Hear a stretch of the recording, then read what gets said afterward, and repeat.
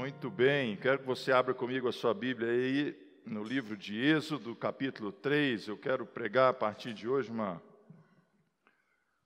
série de mensagens sobre fé e esperança. Fé e esperança. Fé e esperança. Diga comigo, fé e esperança. A Bíblia diz que a fé, o amor e a esperança são as maiores virtudes cristãs, do cristianismo, da cristandade. Eu quero, nesse momento conturbado que a gente vive, de inquietações, de incerteza, de pandemia e pós-pandemia, permitir, através da mensagem e da palavra de Deus, encher o seu coração de esperança e restaurar a nossa esperança. Existe um ditado popular que diz que a esperança é a última que morre, mas, lamentavelmente, ela morre na vida de muitas pessoas. E a questão não é... A fé, ela está muito associada à esperança. A esperança é a plataforma da fé. Para você lançar a sua fé, você precisa ter uma plataforma de esperança no seu coração. Charles Spurgeon, príncipe dos pregadores, diz que a esperança é o perfume do coração. A esperança é o perfume do coração. Queira Deus que o seu coração seja perfumado com esperança nessa semana. Melhor do que um perfume que você pode comprar aí, por melhor que ele seja, não é? É você permitir que dentro de você exista essa beleza, exista essa fragrância, exista esse ardor de confiança naquilo que Deus tem e naquilo que Deus é. E esse texto, e cada domingo a gente vai falar sobre um personagem da Bíblia. Esse texto fala sobre a restauração da esperança na vida de um homem que foi um ícone na história de Israel, Moisés. Talvez você imagine assim, Moisés era um cara fora da curva. Moisés era um cara que, poxa vida, é o grande patriarca, o grande libertador de Israel, aquele que foi responsável por conduzir mais de 2 milhões de pessoas para fora do Egito e levá-los rumo à terra prometida. Mas existia um momento na vida de Moisés que a situação não foi boa, que ele tinha perdido a esperança. E às vezes a gente hoje perde a esperança, muito jovem. Tem pessoas com 20 anos que já estão deprimidas, pensando em suicídio. O número de suicídio no Brasil quadruplicou. Esse mês, Setembro Amarelo, exatamente é o mês que promove a vida contra o suicídio, contra a automutilação. História que ouvimos durante a pandemia, que jovens de 19, 20, 21 anos, 25 anos de idade, se atiraram e deram cabo da sua própria vida, uma vida inteira pela frente. O que faz com que essas pessoas percam completamente a esperança e deem cabo da sua própria vida? E não adianta a gente imaginar que isso não pode nos alcançar, porque nos alcança. Nós somos carne, nós somos gente. Existem dias difíceis, existem dias que são maus, existem dias, que você não tem vontade de ter outro companheiro que não o seu travesseiro e o seu cobertor, e ponto final. E não me levanta desse sofá não, porque eu não quero nem viver. Mas Deus quer recobrar a nossa esperança, Deus quer restaurar a nossa esperança, Deus quer trazer um novo calibre à nossa esperança. Outro dia eu conversando com um casal, um jovem casal, eles diziam assim: poxa, você e Kátia têm 5 filhos? Eu falei, 5 filhos, rapaz, nem me fala, é coisa demais. Como é que vocês conseguiram? Eu falei, não sei. É porque eu e minha esposa estamos pensando em não ter filhos. Por quê? Porque nós estamos muito receosos do mundo em que o nosso possível filho irá viver. E aí eu comecei uma história com ele.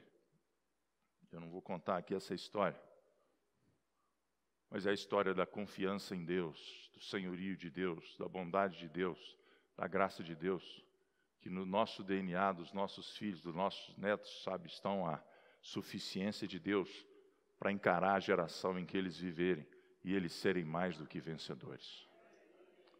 Perdemos a esperança quando damos de costa para a vida, perdemos a esperança quando desanimamos da igreja, do casamento, da família, da amizade, das pessoas. Perdemos a esperança quando queremos viver só para nós mesmos. Moisés estava nesse momento da vida dele. Sabe, era um momento de ressurgimento, como é para nós agora o momento de ressurgimento. Rapidamente, um panorama da história de Moisés. Um homem que foi talhado no Egito.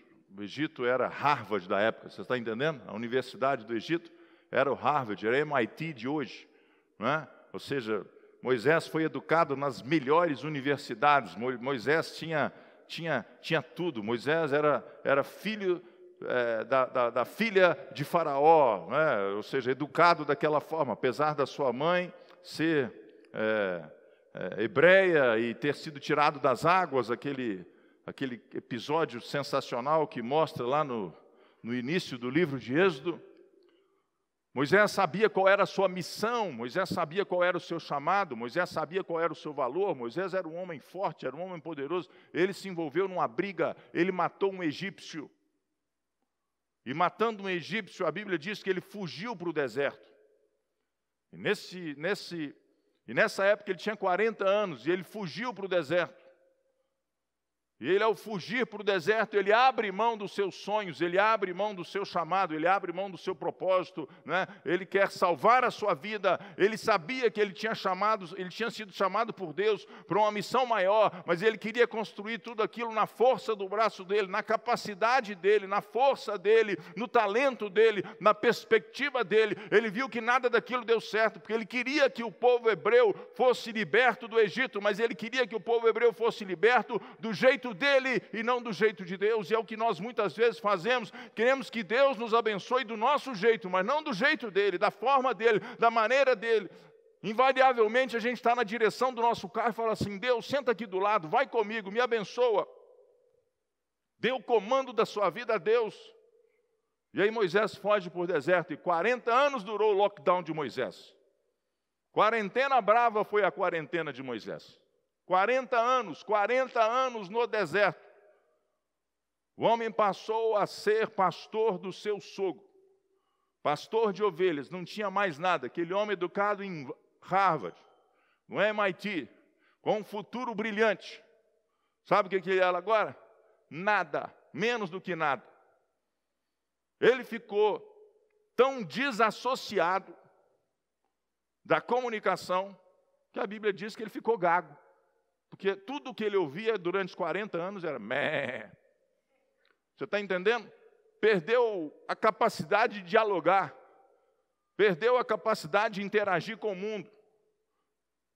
40 anos no deserto. Nessa história aqui, agora, em Êxodo no capítulo 3, nós encontramos um Moisés com 80 anos de idade.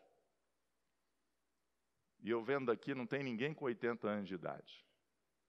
Querido, então tem uma boa notícia para você: o melhor da sua vida ainda está por vir. Você está entendendo? Você está achando que você está querendo aposentar a chuteira?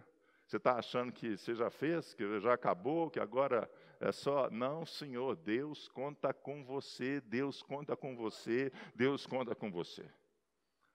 De repente está lá Moisés, apacentando as ovelhas de Jetro, seu sogro. E ele percebe uma sarça. Vou ler aqui o texto, para você me acompanhar. Alguns versículos. Capítulo 3 do livro de Êxodo.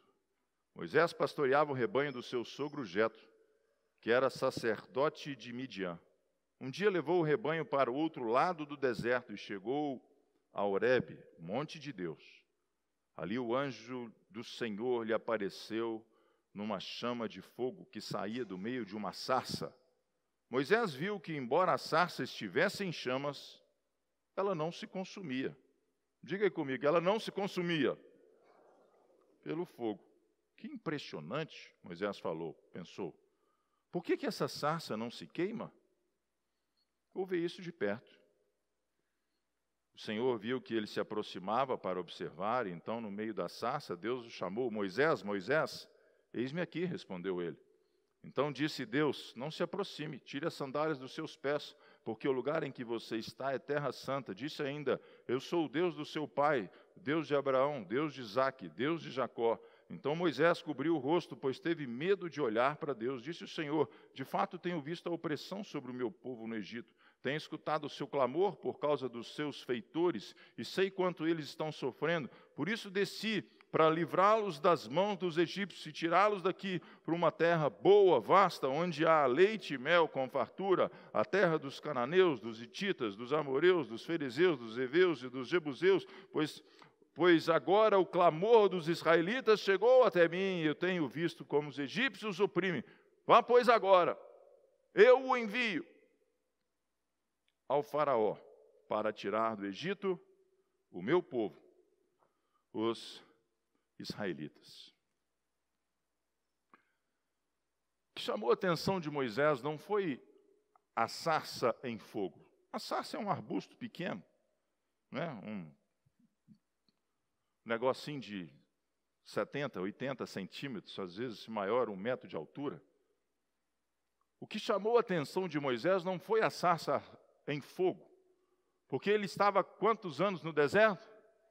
40 anos.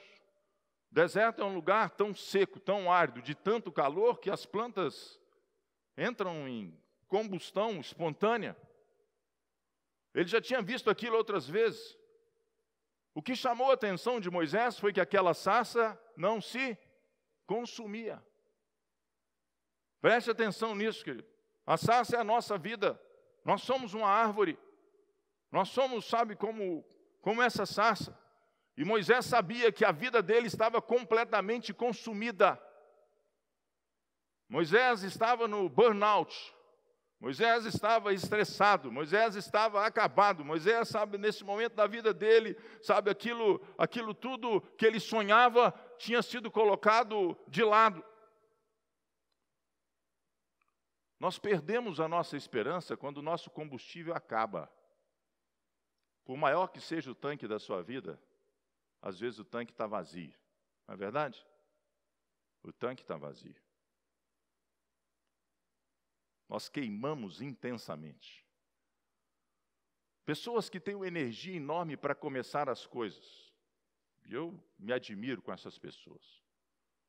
Pessoas que têm uma capacidade de largada maravilhosa, mas têm pouquíssima capacidade de permanência naquilo que Deus chama para que elas façam. Nós, usualmente, temos uma capacidade de sair na inércia muito grande. Vamos fazer isso? Vamos embora, estou com você. Daqui a pouco, um cansa, o outro não sei o quê, o outro desiste. E é assim na família, é assim na sociedade, é assim nas amizades, e é assim na igreja. A pessoa às vezes chega na igreja entusiasmada, a pessoa chega na igreja cheia de sonhos, a pessoa chega na igreja cheia de visão, cheia de propósito, fala, agora vai, e daqui a pouco passa um mês, passa um ano, passa 2, sabe, aquela chama, o que acontece com a chama? A chama vai se transformando em cinzas. E Moisés disse assim, uai, sabe o que ele falou? Uai, sei lá, né, rapaz? Vamos minerar a Bíblia, né? Vocês topam? Quem me permite aqui a minerar a Bíblia? Se Moisés fosse mineiro igual Davi era mineiro, você sabe, né? Em outra ocasião, conta aqui o caso. Uai, senhor, essa sarça aí não está se consumindo pela vida, pelo fogo, pela energia. Ela continua queimando, ela continua queimando, ela continua queimando. Ela continua apaixonada, ela continua cheia de vigor, os galhos dela continuam verdes, e quanto mais fogo ela vem sobre ela, mais reluzente ela está, mais cheia de vida ela está. E aquilo chamou a atenção de Moisés. Existem aí entre os entendidos, né, que quando a pessoa está à beira dos 40 anos, existe a famosa crise dos 40. Ainda bem que eu já passei dos 40, né? Mas essa crise dos 40 tem alcançado as pessoas com 30, com 25, com 22, e às vezes uns até com 50. Ou seja, é o ponto médio da vida. É o ponto onde a pessoa acha que ela pode chutar o balde de tudo, quer refazer a vida dela, está cansada de todo mundo, está estressada dela mesmo. Não, sabe, a vida, sabe, ela luta, e peleja, e as coisas, às vezes, sabe, vão de mal a pior. É o que estava acontecendo com Moisés. Deus estava ensinando uma lição a Moisés. Como Deus quer igualmente nos ensinar uma lição. É possível viver sem se consumir. Você está comigo nessa manhã? É possível viver sem entrar em burnout, em estresse, em fadiga. É possível você viver os seus melhores dias cheios de exuberância, cheio de ânimo, cheio de entusiasmo, cheio de vida. É possível. Porque a vida por si só se encarrega de transformar o fogo em cinza. Não precisa ser diferente de ninguém. Quando nós somos o nosso próprio combustível, ele acaba. Mas quando o nosso combustível é Deus,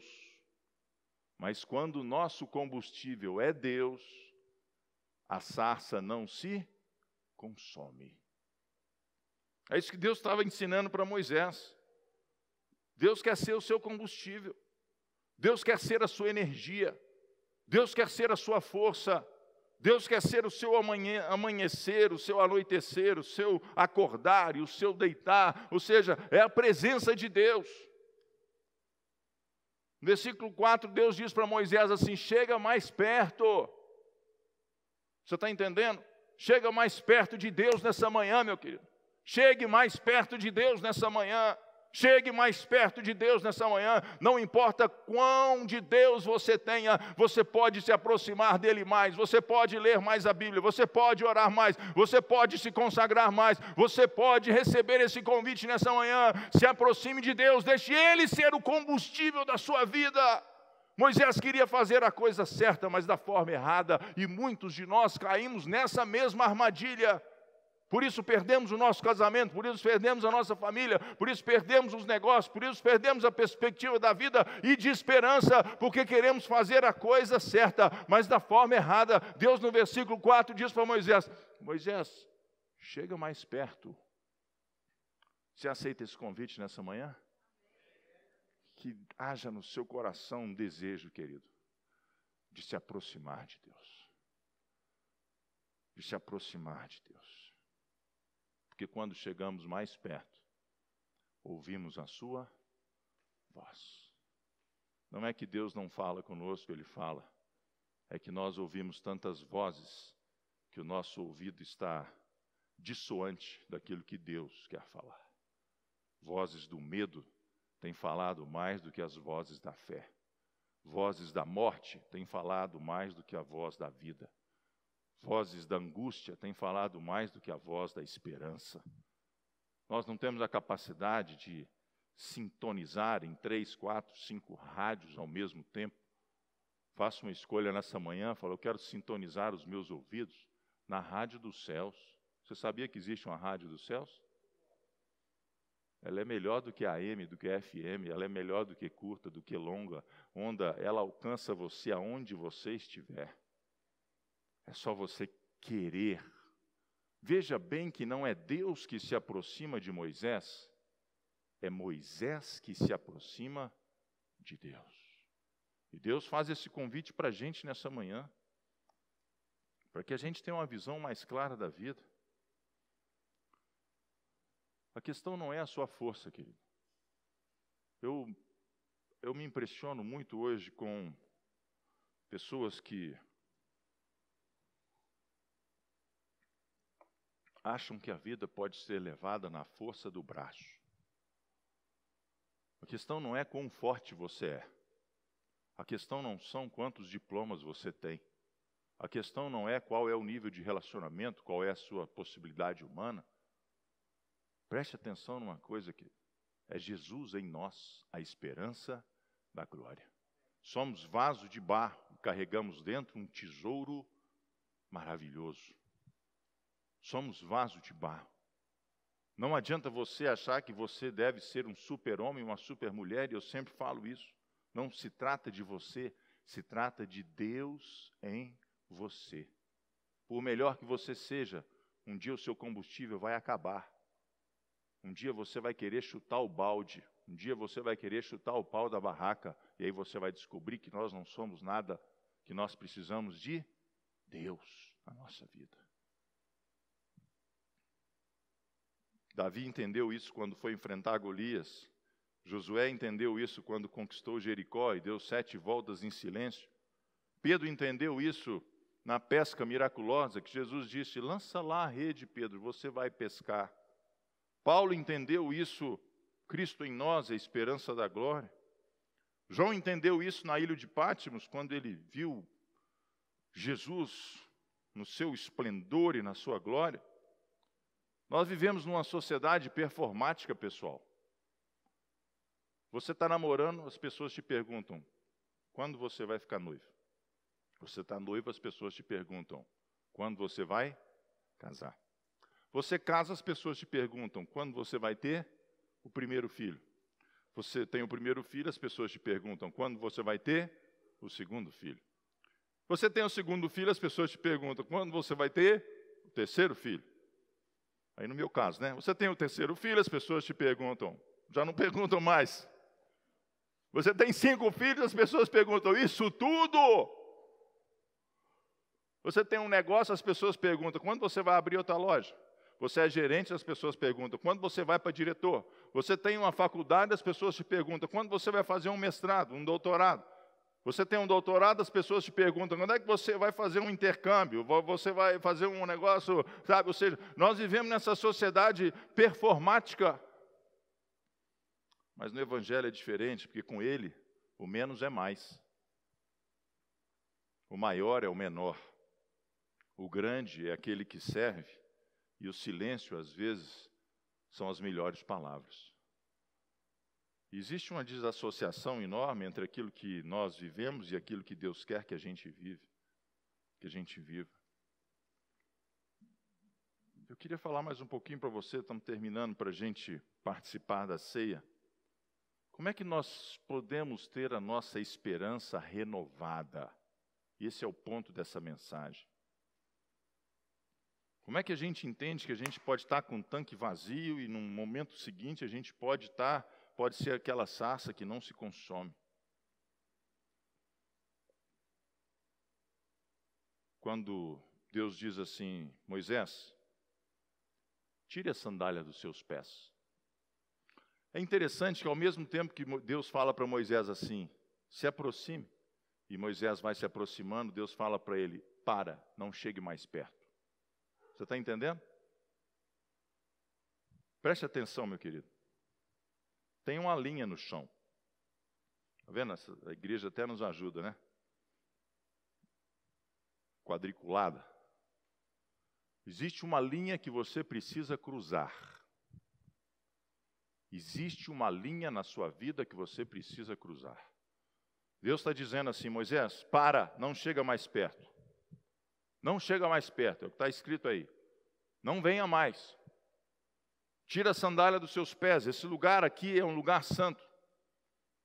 E é verdade que tirar a sandália carrega essa significância, né, de santificação, de levarmos a sujeira para um lugar que está limpo, de levarmos o profano para um lugar que é santo. E a gente na pandemia aprendeu um pouco disso, né? Não foram poucas as casas que às vezes eu fui, eu não sabia se tirava o sapato, se ficava com o sapato, se tirava a meia, se ficava com meia, não é? Ou seja, não, tira o sapato, aqui você tira o sapato e tal, ou seja, ok, respeito o lugar, porque o meu sapato, não é? Está cheio de poeira, está cheio de coisa, está cheio de vírus, está cheio de bactérias, sabe lá que está com Covid também, não é? Então tira o sapato, deixa o sapato do lado de fora, entra para dentro da casa, que é um ambiente limpo. É verdade ou não é? O espiritual governa sobre o natural, querido. O espiritual governa sobre o natural. Não misture os dois mundos. Não misture os dois mundos. Não misture os dois mundos. Quem é sujo, suje-se mais. Quem é santo, santifique-se mais. Deus não se comunica com algo que não está limpo. Deus está dizendo isso para Moisés. Moisés, preste atenção, faça um traço no chão, não chegue desse traço para cá, porque aqui é onde eu estou. Deus está nesse lugar, é um lugar santo, ou seja, é um lugar de transposição. Não é que Deus estava impedindo Moisés de alcançar aquele lugar, era que Deus estava mostrando para Moisés que para ele dar aquele passo em direção aonde Deus estava, ele precisava transpor do humano para o divino. Ele precisava transpor da força dele para a força de Deus. Ele precisava transpor de uma vida, às vezes, suja para uma vida santificada. Esse é o lugar que Deus quer que eu e você possamos habitar. A Bíblia diz que quando Jesus morreu, o véu foi rasgado e aquele lugar, santo dos santos, nós temos acesso a ele. E no versículo 6, eu acho fantástico isso, quando diz assim, versículo 6, Êxodo capítulo 3, no finalzinho, aliás, no início, eu sou o Deus do seu pai, o Deus de Abraão, o Deus de Isaque, o Deus de Jacó. Foi eu quem te trouxe a esse lugar, Moisés. Foi eu quem construí a sua história. Foi eu quem te acompanhei durante todo esses anos. Você já tem 80 anos de idade. Nós precisamos entender e encontrar Deus na nossa história, irmãos. Vou repetir para você guardar. Encontre Deus na beleza da sua história. Encontre Deus na sua história. Encontre Deus na sua história. Deus está dizendo para Moisés, eu sou o Deus do seu pai. Eu sou o Deus de Abraão, eu sou o Deus de Isaque, eu sou o Deus de Jacó. Eu sou o Deus do passado, eu sou o Deus do presente, eu sou o Deus do futuro. Muitas pessoas carregam um sentimento de culpa. Muitas pessoas carregam, uma justificativa falsa do presente em relação àquilo que elas viveram no passado. E possivelmente Moisés carregava essa culpa. Qual era a culpa que Moisés carregava? Moisés matou um homem, gente. Moisés matou um homem. E ele dizia para ele mesmo, está vendo, Moisés, você é uma besta. Palavra minha, tá, gente? Você é um cara, você não podia ter matado aquele homem, agora você pôs tudo a perder. Está vendo? Deus contava com você, agora você é uma carta fora do baralho, agora Deus não vai te dar a mínima. Deus esqueceu de você, Moisés. Ele mesmo falava para ele se culpava. E ele justificava o seu fracasso presente, a sua falta de esperança presente, sobre alguma coisa que ele tinha cometido no passado. E muitos de nós fazemos isso. Muitos de nós, justificamos a nossa inoperância, a nossa inércia, a nossa falta de presteza em relação à vida, a nossa falta de sonhar novos sonhos, de realizar novos projetos. Assim, olha, eu não dou mais para isso, eu errei no passado, eu fiz isso, eu fiz aquilo outro. Quantas pessoas eu já conversei e justificam o seu presente por aquilo que viveram no passado. E eu quero te dizer nessa manhã que Deus te alcança onde você está. Deus, Ele é contigo, Ele é o Deus da sua história, Ele é que tem guiado os seus passos. Queridos, nós carregamos um coeficiente de DNA do erro na nossa vida, sabia disso? Deus sabe que você não vai acertar sempre. Diga aí para quem está do seu lado. A esposa que está do lado do marido pode dar um sorriso para ele e falar assim, eu sabia que essa mala sem alça... Deus sabe que você não vai acertar sempre. Para isso existe o poder da redenção. Diga comigo, redenção. Redenção, querido, é aquilo que nós não merecemos se tornar algo exuberante nas nossas vidas. Meses atrás a gente viu a história daquela criança lá em São Mateus, acho que 10 anos de idade, grávida de 5 meses, 6 meses. O Brasil inteiro foi noticiado. A criança foi levada para um hospital em Recife e foi feito o aborto. Algumas pessoas me perguntaram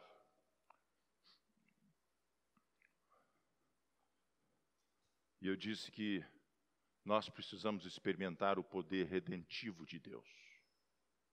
Nós precisamos experimentar o poder redentivo de Deus. O que é redenção? O que é redenção? Redenção, queridos, é pegar algo terrível e transformar em algo maravilhoso. Redenção é pegar o mal e transformar em bem. Redenção é transformar a morte em vida. Redenção é transformar a lágrima em sorriso. Quando nós pagamos mal por mal, que diferença temos de todas as outras pessoas? E diz com toda clareza, falou, sou completamente contra o aborto. Não estou justificando a atrocidade, o homicídio, sabe, o crime hediondo que foi cometido contra aquela criança. Coisa pavorosa. Mas eu estou querendo imaginar aquele feto que foi vítima de aborto, daqui a 10 anos, daqui a 15 anos, daqui a 20 anos, sendo a grande alegria daquela família, sendo um príncipe, sendo uma princesa, sendo alguém capaz de transformar toda aquela dor, que não foi pouca, em algo tremendamente triunfante. Nós gostamos de Deus como nosso Salvador, mas pouco experimentamos Deus como nosso Redentor. José experimentou isso. José disse para os irmãos dele o seguinte: o que vocês intentaram contra mim em mal, Deus transformou em bem. Preste atenção nisso, eu vou finalizar. Dê uma cutucada em quem está do seu lado aí. Deus não paga mal por mal, querido. Deus transforma o mal em bem. Pense no mal que você já foi acometido na sua vida. Pense nas injustiças que você já sofreu. Pense no desrespeito que você já foi vítima. Pense em todas as vezes que você sofreu bullying na escola. Pense em todas as vezes que te segregaram, sabe, que te inferiorizaram, que te machucaram. E pense que isso pode ser algo extraordinário na sua vida.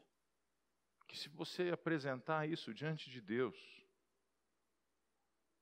Deus é capaz de transformar esse desastre, essa dor, essa angústia em vida, em amor, em fé e em esperança.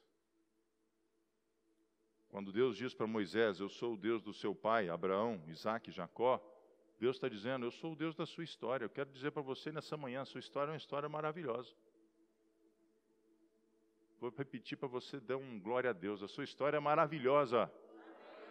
Ah, mas eu não tive pai, não conhecia meu pai, era um homem assim, assado. Olha, minha mãe, eu queria fazer medicina, e meu pai me mandou vender picolé na rua, e eu queria me formar, e eu era o filho mais novo, era o caçula, e eu vestia o tênis que sobrava do meu irmão mais velho. Você sabe esses papos assim? Tem gente que vem conversar comigo, fala, em 1980, eu falei, nossa, a conversa vai ser longa.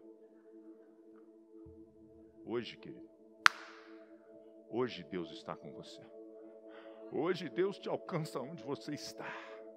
Hoje a bondade de Deus está sobre a sua vida. Hoje a bondade de Deus está... Pare de ficar justificando a sua tragédia presente pelos seus desfortunos passados. Você pode ter sido vítima de abuso, você pode ter sofrido um divórcio, você pode ser um viúvo, uma viúva, você pode ter quebrado, você pode ter empreendido por melhor intenção que fosse, alguém te dado cano, alguém te traiu, alguém te desrespeitou, sabe, você poderia ter sido o patinho feio da sua casa, como Davi era o irmão caçula de 8 filhos, sabe, o mais fraquinho, o mais desajeitado, e a ele Deus fez rei de Israel. Você está entendendo? Preste atenção numa coisa aqui. Preste atenção numa coisa. Quanto maior forem as suas dores, maior será a manifestação de Deus na sua vida. Se você entendesse o que são dores, você diria assim, Deus, eu não sei nem onde é que nós vamos parar, porque o Senhor está me talhando tanto, o Senhor está me preparando tanto, o Senhor está investindo tanta beleza na minha vida. Tenha uma consciência da sua missão, meu querido. E eu vou terminar com isso. Até esse momento, Moisés era o protagonista da sua própria vida. E era um protagonista fracassado, porque ele tentou por si só e não deu certo. E no versículo 7, 8, 9 e 10, Deus diz assim: Moisés, eu estou vendo a aflição do meu povo. Eu desci, estou vendo a aflição do meu povo judeu. Eu estou vendo a maldade que Faraó está fazendo com eles. E eu resolvi agora, Moisés, que eu vou libertar o meu povo. Quem vai libertar o povo dele? Quem vai libertar o povo dele? Eu vou libertar o meu povo, Moisés. E tem um negócio. Vai você e seja agora o meu canal de libertação diante de Faraó. Moisés, você não é o protagonista da sua vida, você é o coadjuvante da sua vida com Deus. E é você, meu querido. É você, meu irmão, é você, minha irmã, é você que está me ouvindo aí. Não queira você ser o protagonista da sua vida, não é isso, é Deus o protagonista e nós somos o coadjuvante. E nós precisamos entender qual é a nossa missão, porque no dia em que entendermos qual é a nossa missão, seremos comissionados, você está entendendo? Ou seja, homens e mulheres com uma missão. E você vai entender que a missão não é sua, porque se a missão for sua, o combustível vai acabar, você vai entrar em estresse, você vai ficar na reserva, você vai ficar parado e a vida vai passar, e você vai ficar como Moisés, 80 anos no deserto, sem ter alcançado absolutamente nada. Agora com 80 anos, já um homem velho, Moisés entendeu que a vida dele estava prestes a começar, porque agora ele não era um homem com uma missão, ele era uma missão de Deus na vida dele. Qual é a sua missão? Qual é a missão que Deus te entrega nessa manhã? Qual é a missão que você olha para o seu coração nessa manhã e diz assim: poxa, essa missão eu recebi de Deus. Ser um bom pai de família, ser uma boa mãe, ser um bom esposo, uma esposa. Essa missão não é minha. Essa missão foi Deus que me deu. Os meus filhos, sabe, não foi eu, foi Deus que me deu. Eu tenho uma missão com os meus filhos. Quando você vem para um lugar, você tem uma missão neste lugar, você tem uma missão com as pessoas. E as pessoas, pode chover canivete aberto, que você continua com uma missão, porque você sabe que aquela missão não é sua, aquela missão é de Deus, que te comissionou a fazer aquilo. Somos incumbidos por Deus de uma grande obra. Sabia disso? Diga aí para quem está do seu lado aí e fala: ó, você recebeu uma incumbência maravilhosa de Deus. Deus te encarregou de algo maravilhoso. Você foi nomeado por Deus. Todos nós fomos nomeados por Deus para alguma coisa. De forma que a vida que você tem, você acha que é sua? Não é. É Deus. Qual é o seu comissionamento? Nós vamos participar da ceia, quero que você fique de pé.